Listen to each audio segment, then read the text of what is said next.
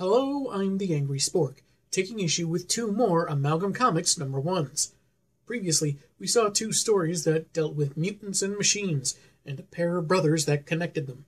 Today, we start the episode by looking at Assassins, written by D.G. Chinchester, with art by Scott McDaniel, Derek Fisher, and Pat Garrahy.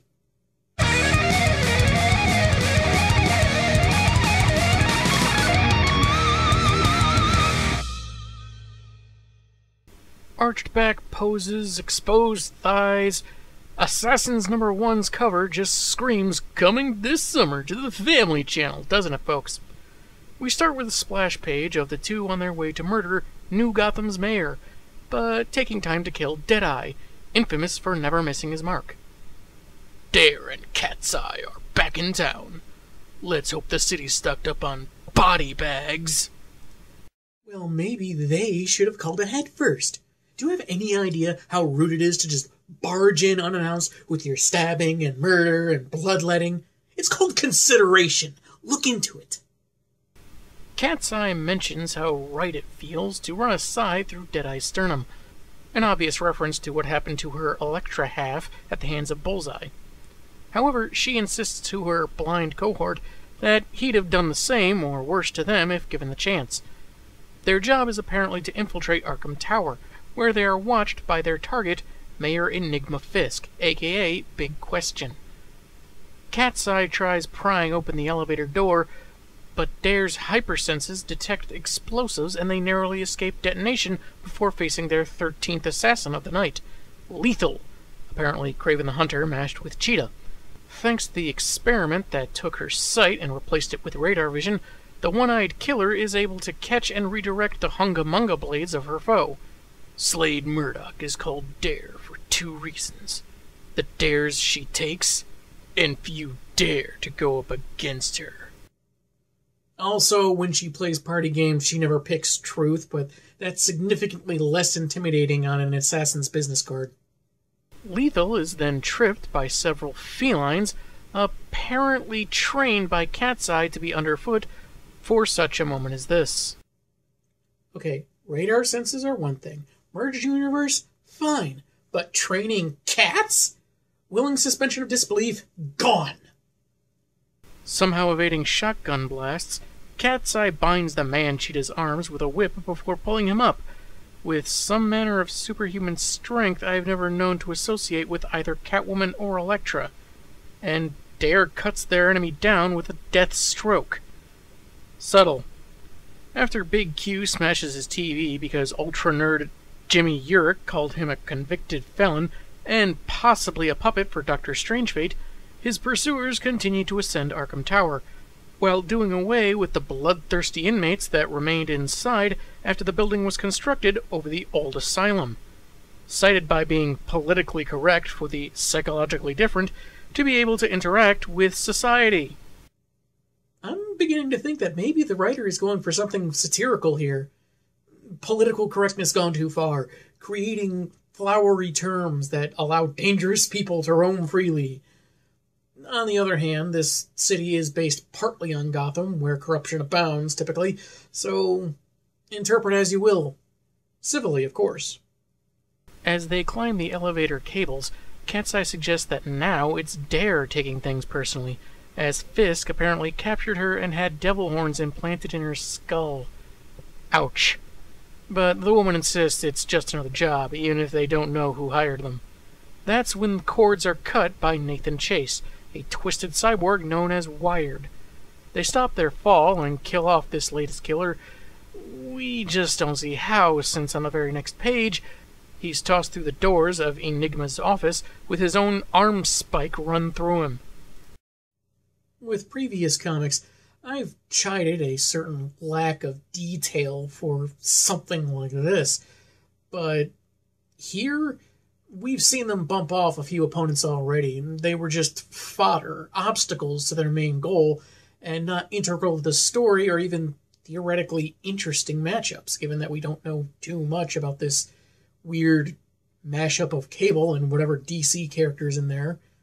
So it's not that big of a loss. Upon reaching their target, Enigma reveals it was he who hired them for the job. spreading a white lie about the two killers being enchanted by Dr. Strangefate, the trail of blood attesting to their esteem, and once Big Question kills them, his reputation is restored, the rumors of being controlled by a sorcerer will be quashed, and Fisk will cement his power status. And even if he dies, it'll be in battle rather as someone's tool. Dare isn't interested in any winning scenario for Fisk and lunges at him as he activates a trap wall, separating the two women. For all of Dare's efforts, Fisk proves more than a match, and rips off her horns with blood and some kind of oily fluid pouring out. Suddenly, this story about ruthless, hired killers stabbing and gutting their opponents took a garish turn. Seriously though, this is way more graphic than we've seen in previous pages. Yeesh. Though I really do like this one line here. Take your time. Take an eternity. Moving on, Big Question intends to deal with Cat's Eye when he sees a feline in the corner of his office, which then slinks away before we see a bomb planted at the base of the trap wall. I hate cats. The shedding, the dead birds in my shoes, laying on my keyboard while I'm trying to work is all bad enough. But what really gets me is their proficiency in explosives and demolition. The blast is powerful enough to make a handy entrance, but only seems to have destroyed Big Q's shirt. Tough customer. Well, tough contractor in this case. Electra Kyle muses on her youth growing up in Cairo, cats being her only friends, and keeping the hard lessons she learned as her family moved up in the world. However, when her ambassador father was murdered, she honed her ferocity while in a school for ninjutsu to become the assassin she is today. In the here and now, she deals a few good hits on her opponent, gets slammed against a wall, and then after kicking the brute off her, hammers the hilt of her sais into Fisk's gut, then striking him in the face with them as she throws her arms back. Instead of killing the mayor in retribution for her fallen friend, she decides on another option. One anonymous tip and a helicopter ride later, Jimmy Urich is led to the top of Arkham Tower, where he gets the scoop on the notorious politician, tied upside down for all of New Gotham to see. The comic ends with Cat's Eye reading the headline about the crime boss's downfall, and leaving with her cats to find new contracts to fulfill, and new tortures to create to even the scales for the loss of Dare. For what it was, Assassins was an alright read. I liked the art, even though it did indulge a little with some questionable posing, and it did get a little too bloody for my personal preference. I'm not even sure what that weird yellow stuff is supposed to be. Anyway, the story was good enough, the characters explained in some narration that didn't feel overly forced or too jagged, but I found it a little odd that they didn't really explain how these two became a team. So the impact of Dare's death is sad in its graphic nature, but you can't feel too much of the impact for Cat's Eye. There are also pages with a lot of negative space, which could be attributed to the stylistic nature of the art, but I think they could have put more content in there. And here's a fun mix-up. In the letters page, the tease for the next issue switches which character is dead. Inconsequential in many ways, but does make you wonder how they managed this little snafu. Next, we take a look at the merging of two of the most raved about characters in comics, especially in the 90s where the Clawed Half is concerned. Larry Hama is writing with artists Jim Balent, Ray McCarthy, and Pat Garrahy. It's Legends of the Dark Claw #1. The cover features the hero crouched atop a gargoyle, a grim snarl on his face, and his claws revealed. Seems pretty fitting, given that the Dark City backdrop would work for either of his original halves. We open to a splash page of Claw, lunging forward as bullets strike at his feet, and he derides the obvious clue of his foe, the hyena, a melding of Joker and Sabretooth. How does the Gotham Gazette printing plant fit into your nefarious scheme? It's just really weird reading the phrase nefarious scheme from someone that looks that much like Wolverine. Their fight chases off some workers as the two fall from the catwalk, and Claw is briefly pinned under some metal beams, while Hyena goes his merry way firing his machine gun. as Sparrow contacts him about his skronky life signs. And skronky is a word I don't really want to give much more thought to, so he gets to his feet, thanking his mutant healing factor, and catches up to his nemesis, taking them both out a window. After a 2-page spread of them in the air, with that exchanging missed punches pose, they're somehow on a ledge, with Darkclaw threatening to cut his enemy's throat and drop him. However, Hyena has some goons at street level that open fire, chasing Claw across a nearby roof, until he runs out of roof. Darkclaw gonna fall down, go boom! I'm no putty-tat, Hyena. It's just really weird reading the phrase putty-tat from someone that looks that much like Batman. Claw grabs onto and climbs aboard the Clawcopter, piloted by Sparrow, a mix of Robin and Jubilee, who apparently wanted to be called Death Urge Overdrive. That's the coolest name ever! They evade some heat-seeking missiles and a SHIELD helicarrier. Guess even in a twisted fused reality, Bruce can't be too far from his nightclothes. Also, those missiles just kind of disappear, for heat seekers. Elsewhere, a blonde woman in a dark purple suit breaks into the penthouse loft of Logan, techno-wizard, painter, sportsman, and walking enigma. Walking by canvases of his distinctive style of paintings, critics say possess the fury of feral slashes. He draws claw marks and everything. You get it? Huh? You get it? Was that subtle enough for you? Here's something I drew one day, just out of the sheer urge to draw something, no real intent, no plan. Is it art? Do you want to buy it? It's got spikes, and spikes are kind of claws. And no, I have no idea what this is. But back to the comic. Vocally recording her findings, the stranger makes way to the master bedroom, where several photos show Logan having parents and being in the Royal Canadian Air Force, which clashes with reports that he was orphaned and raised in a facility in Edmonton, Alberta, as well as a lack of records to any military service. More striking is a photo of Logan with Creed H. Quinn. Wonder who that could be. She then stumbles upon a closet of Darkclaw costumes, and doesn't immediately assume he's just a big fan of the vigilante. That's when the owner enters through a secret elevator passage, revealing that the intruder is Carol Danvers, the Huntress, formerly of a highly secretive government directorate. Their fight doesn't last long, only succeeding in breaking one of the closet doors, but they seem to be calling a truce while Carol explains she was trailing Hyena, but there always seemed to be a consistent connection to Logan. She gathered a few fragments of a secret Canadian project from long ago, but other traces have been destroyed, assumedly because something went wrong. Darkclaw corrects her, as a flashback begins between his mask fins. Their intent was creating remorseless killing machines, and they succeeded.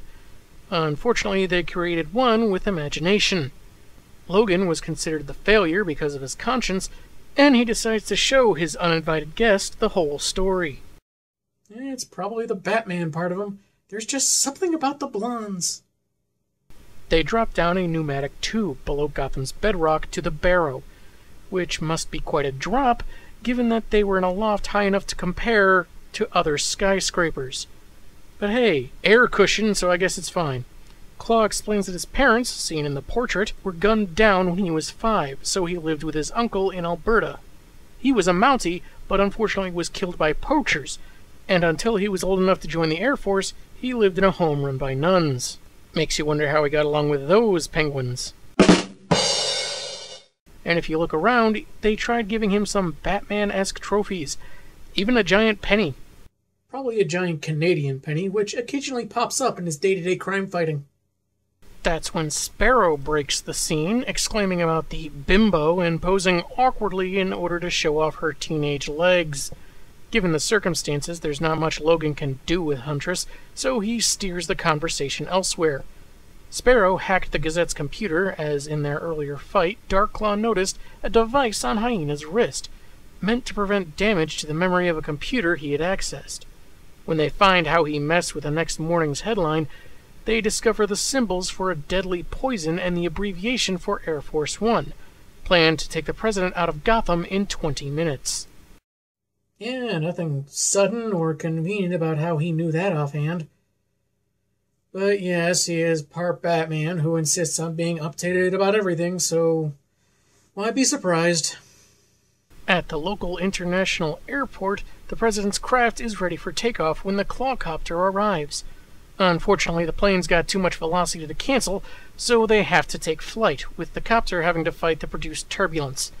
Continuing to show disdain and possibly jealousy for Huntress's presence, Sparrow amps up her insults to call her a slut, while Carol takes aim with her crossbow, fires, and manages to hook the plane's wheels so Darklaw can climb his way over. Taking the sudden animosity a bit far, aren't we, Miss Lee? Lee? The Secret Service noticed the clawed vigilante and secure the president, just as Logan makes an entrance from the floor of the cockpit. He tries warning them about Hyena, but they surprisingly respond to a guy tearing through metal like it's tissue paper by opening fire.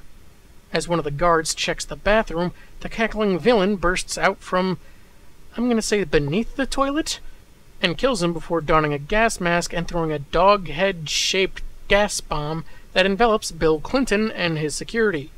Grenade! No, but that would have been far more effective in this situation. Just saying, it is an assassination attempt. Darklaw arrives, giving orders to the agents to protect the president and tackling his foe. In contradiction to Hyena's claim that the gas can't be vented in time, Claw cuts open the exit of the plane, the decompression pulling them and the poison out of the craft. I don't know if that really worked, to be honest. I don't feel like researching, so let's go with it's comics and move on.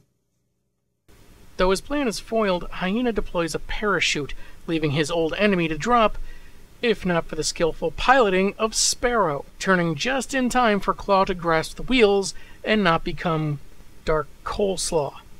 The comic ends with him telling his sidekick to circle back so he can have another shot at the green-furred goon. And, of course, the letters page with a next issue teaser that was never to be fulfilled.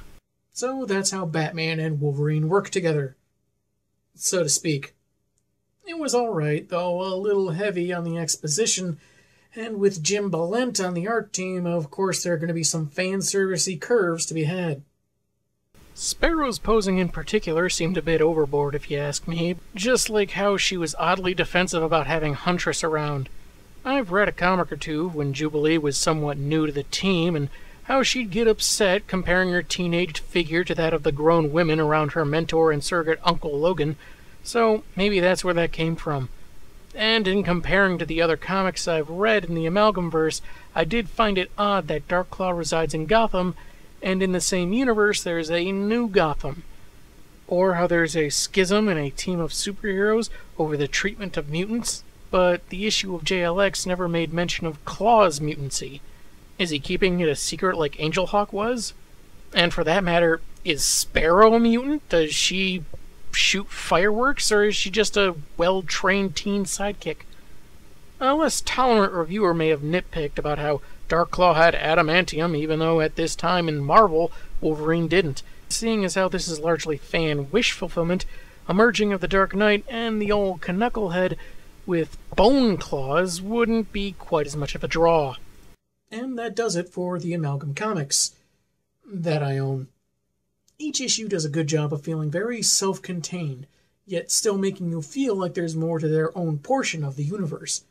The art sometimes delved into cheesecake territory, as was the style at the time, but still worked as #1 issues.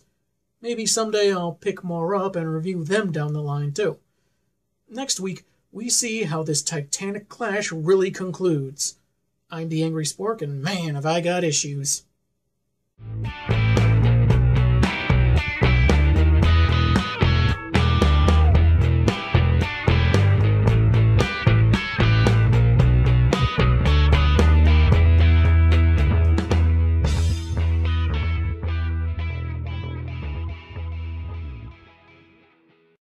I tried smoothing out the colors in Photoshop to maybe get an idea of what I was going for. I got nothing.